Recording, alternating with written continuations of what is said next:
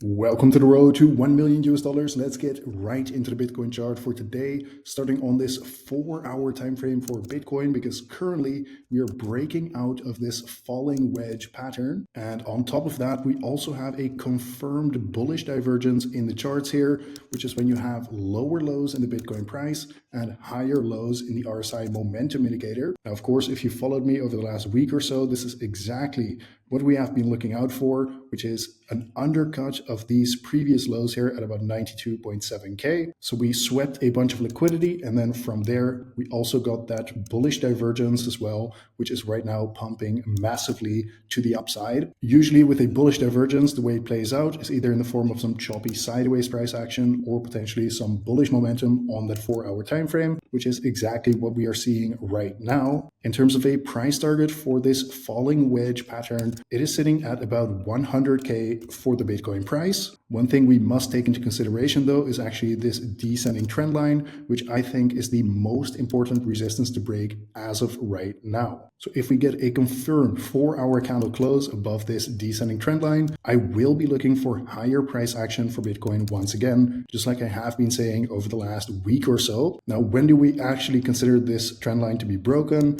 On the 4-hour time frame, it is when we get a confirmed candle close above this descending trend line here. So something to potentially look out for is a breakout, retest, and then flipping that into a level of support to then resume to the upside. But of course, the retest is not absolutely necessary to get. We can also just pump straight to the upside, pointing towards that 100K price target.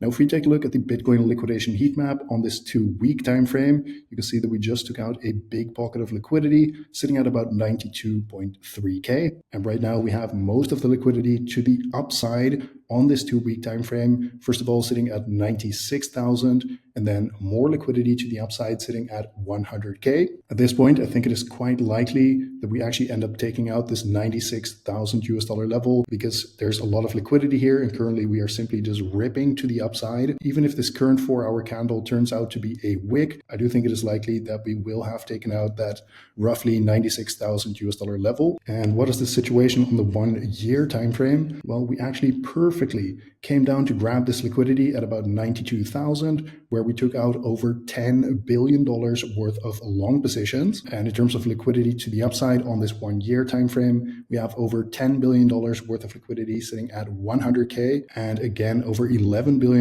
sitting at 108,000 in the Bitcoin price. Something to take note of, though, is that we do still have that liquidity sitting at about 90,000, close to $20 billion just chilling there. However, at the same time, we need to be objective and look at what is in front of us in the charts here.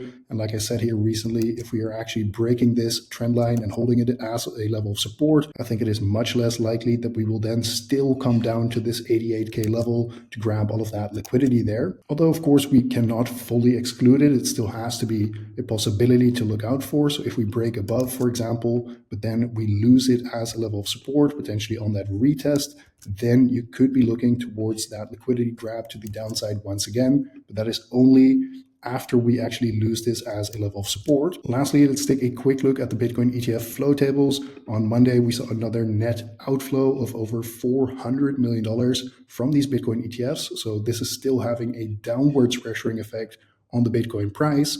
Although if we are pumping massively today, I do think it is more likely that we are actually going to see a net inflow tomorrow. So this is actually an interesting time to pay attention to these Bitcoin ETFs. Are we now going to see these Bitcoin ETFs flip massively bullish, in which case they will have an upwards pressuring effect on the Bitcoin price?